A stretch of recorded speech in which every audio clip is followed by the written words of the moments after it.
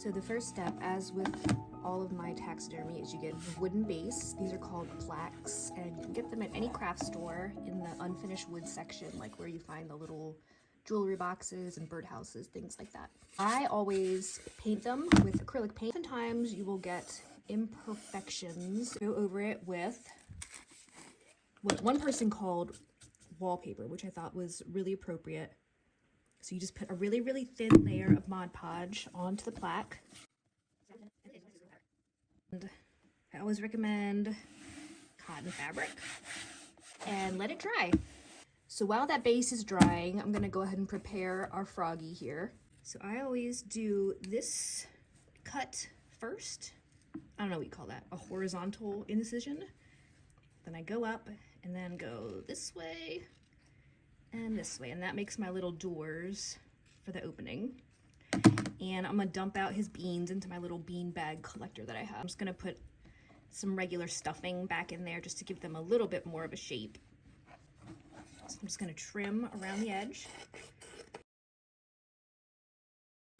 And I like to do some hot glue on that top part. Flip up his bottom and do right there. Doing the same thing with his arms.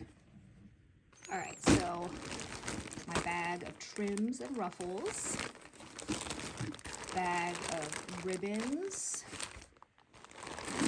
and my bag of pom-poms. I'm gonna start with some pink trim. I feel like this is a good base for intestines.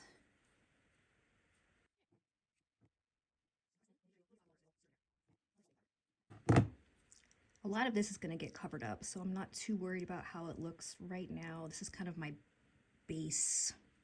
Now I'm going to grab this slightly lighter pink ruffle trim just for some contrast. It's still just kind of random gut. Ooh, I have this really bright. Maybe this is like a lung or something. Okay, next, I always put it in a pom-pom because I feel like this is like the liver. Don't ask me why. But I also like to do a little weird, like folded up bit, and I feel like this is like the gallbladder. Again, totally making this all up in my head. And stick it like down here. Do frogs even have gallbladders? Actually, let me look at my trinket drawer. Oh, perfect. Yes. For the heart, I have these 3 different types that I can use. I'm thinking the shiny one. Just put that right in. The next step is I'm going to add some rickrack trim on these edges to kind of insinuate a cut mark.